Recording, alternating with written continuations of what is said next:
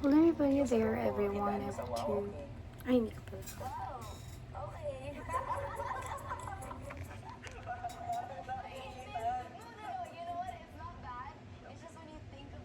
Okay, let me put you there. Hi! It's been a while since nagkipag-checkan ako sa inyo.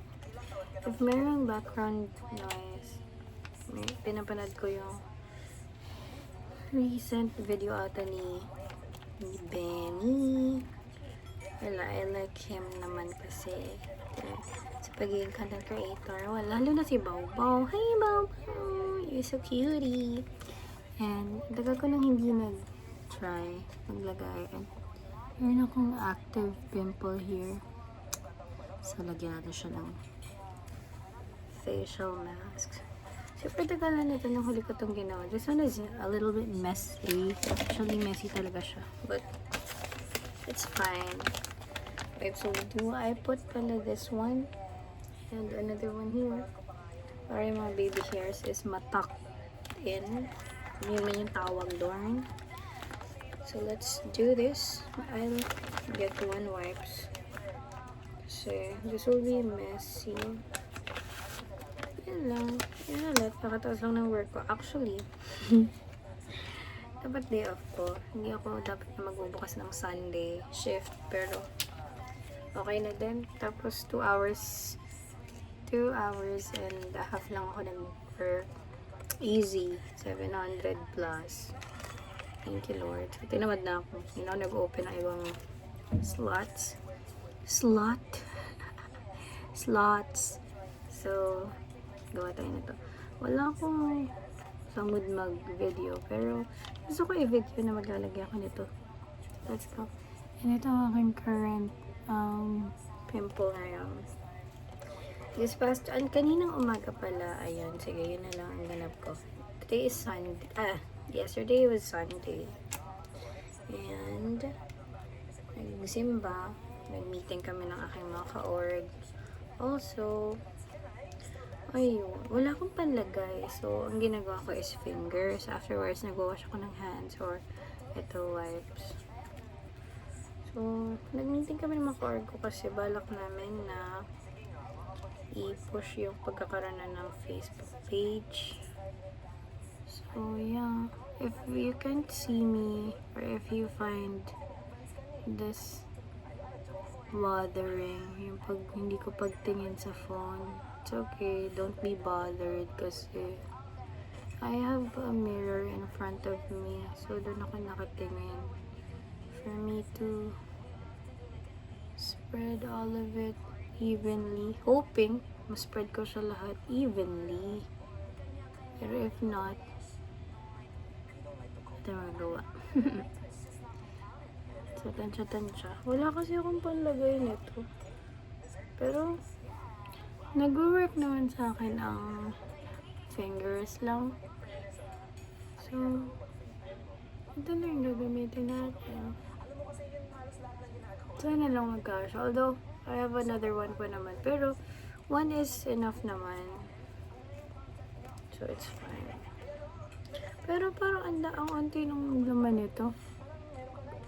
Or, hindi ko lang siya tansya. Siguro hindi ko lalagyan lahat. Ano lang, forehead, chin area, and then cheeks. I think that's enough. Oh, I really like this one. Kasi may cooling effect to. Ang tagal na nung huli kong ganito nasa Manila pa. Kasi nag-move na nga ako here sa province namin. So, going back, balik tayo sa aking ganap yesterday. Yesterday was August 16. It's my mom's birthday yesterday. Happy birthday, mama! 48 na siya. 48, 47. I forgot. Basta, doon siya naglalaro. Hindi ko din alam kung may handa siya or anything.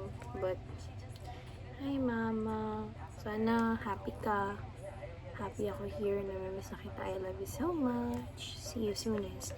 Magkikita naman kami this coming end ng August. Kasi, I will uwi there. Magstay ako ng 3 weeks sa amin there. Birthday din kasi ng bunso namin. So, with a mini celebration with the fam and some close friends. So yeah, pauwi ako sa mga susunod na araw. So going back, ang dami kasing chika. Lagyan natin yung going back, ang ganap ko yesterday is nagsimba. Afterwards, nag-meeting kami ng mga ka-org ko. Then, miniting ko yung aking mga SK, running for SK Kagawad. Because, tatakbo ako na SK chairman dito sa amin. Pero, may mga ganap. So, may mga pinag-usapan lang kaming something within the group. Alam na nila yun. They know the rest. So, I hope na lahat sila at kami manalo pala. Hoping, wishing for all of us to win.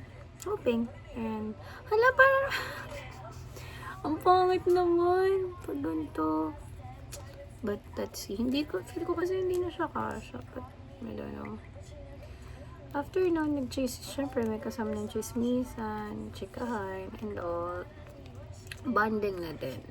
Kasi kami din naman yung magkakasama. So, let's have some fun. Let's chika for a bit. And then, kumain kami ng pansit. Ang daming hinain ng nanay ko.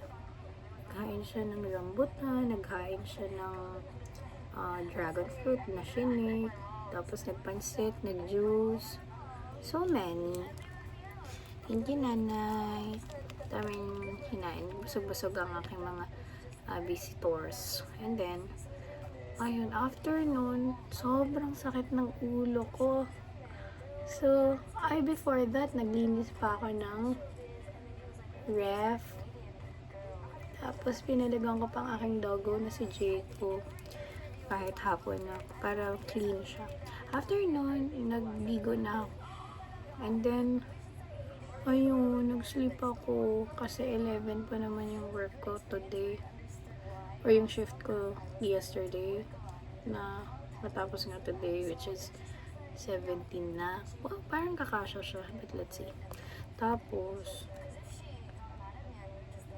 ayun na nga. Ang sakit ng ulo ko. Or sabi ng aking boyfriend, baka daw gutom.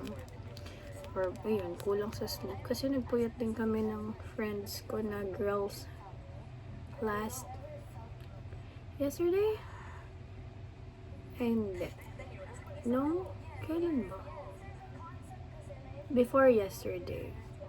The day before yesterday. Basta yun. Nagpuyat pa kami. So, nakatulog ako 2. Kailangan nasa simbahan ako before 9. So, gumising ako around 7, I think.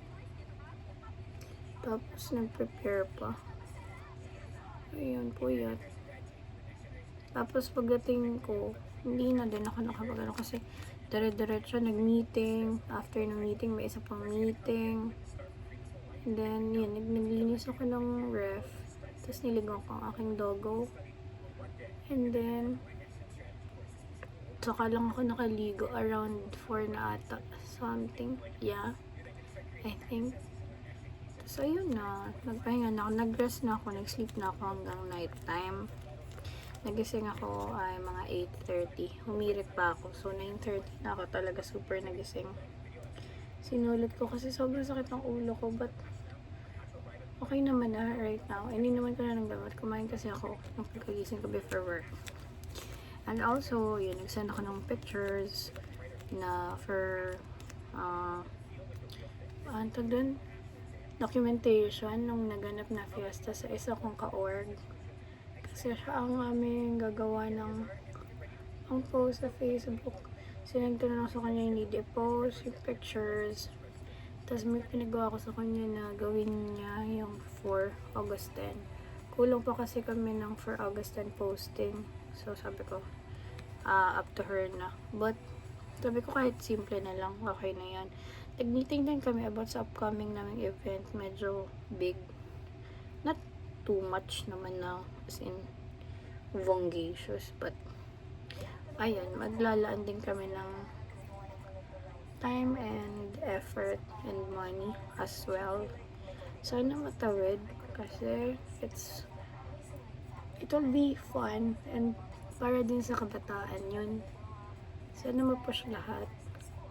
Ayun lang, also magsaserve na siya as a bonding ng sa aming mga kabataan. Ayun lang. Little catch up lang. Ang tagal kong hindi nag-video kasi may ayon pala. Nagkaroon kami ng bisita here. So, bawal maingay. Kasi syempre, meron kasing kwarto sa katabi kong kwarto. Hindi naman to super nice cancellation. Kinemeron ko na tawag. Soundproof, ganun. So, kailangan ko din maging quiet, maging considerate. Kasi, syempre nagpapahinga sila. Pamangkin niya ng lola ko galing Dubai. Ay, ate, Tessa. Thank you. Binigyan niyo din ako ng pampanails. I'm so happy. Hindi ko dapat tatanggapin. Sabi niya, ay hindi, pampanails mo yan, bebe. Next month. So, yeah. Ayun na nga. Pasaway kasi itong boyfriend ko. Kasi I will go back na muna sa Kainta.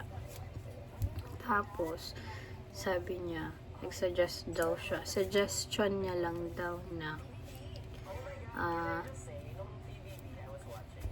parang I should change my nails. Kasi 2 weeks na siya ngayon. This nails of mine. 2 weeks na siya ngayon. Ito, 2 weeks na siya. May nail growth na siya. And dapat magpapagawa ako ulit ng bago is pagbalik ko galing Manila.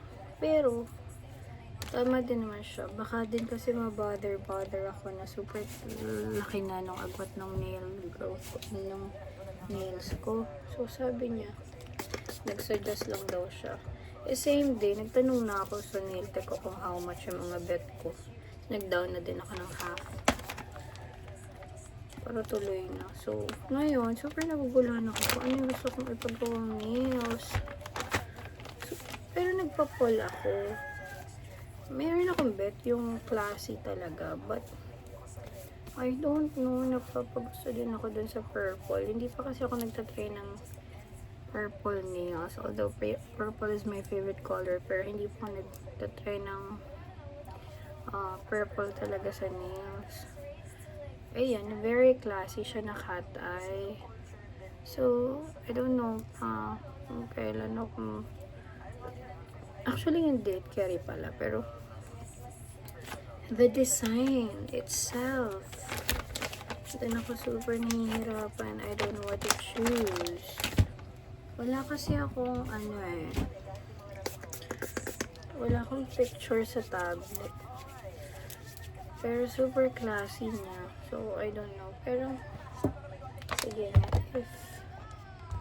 If may masasuggest kayo pa na mas bet, yun na design here.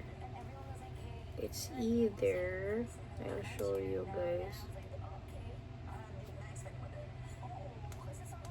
Hindi na ako nagpapatugtog kasi nakaka-copyright ang aking videos here sa YouTube. Yung una kong bet na nails is this one. This one is a purple nail. Purple set.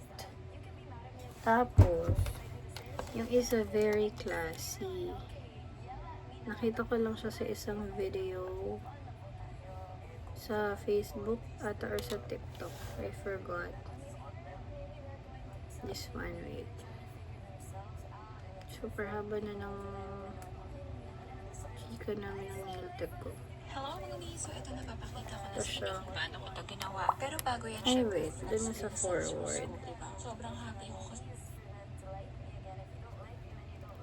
This one. lutuin. Yeah, so ito na. After kong malak, nagta-top coat na ako mga mi Crystal Top Coat 2.0 kasi very thick ang consistency mga mi. Diba? Sobrang ganda ba? And here's the result. Diba? Sobrang easy lang niya mga mi. So, ayun lang naman for today. See na? Hello mga mi. So, ito na So, napakita ko na cut sa inyo eye kung type paano siya ko ng ginawa. nails. Tapos, very classy siya. Yun talaga yung bet ko. Pero at some point, ko alam kung bagay siya sa aking nails. Kaya pinag-iisipan ko pa if I will push yung classy or the purple one. Kasi gusto ko din matry yung purple. Pero ayun, hindi pa talaga ako super sure. But for that, here's my mask. Hindi ko lang siya mag-bright. So, i-peel out ko. So, good luck to me kung anong mapipili ko na ipagawa. Sana makapag-decide ako. Kasi 1 month ko din bago siya tanggalin. Although this one, magiging 26 days lang. After 26 days, ipapatanggal ko na siya. Ito yung pinakamabilis kong nails. Kasi nga need kong magpa-nails before umalis. So, ayan lang. Siguro yun lang for now. Na-miss ko lang din siguro mag-video. That's why. Thank you for listening and for the chika. May isa pala ako natikman na cafe again here. Matcha ulit, but and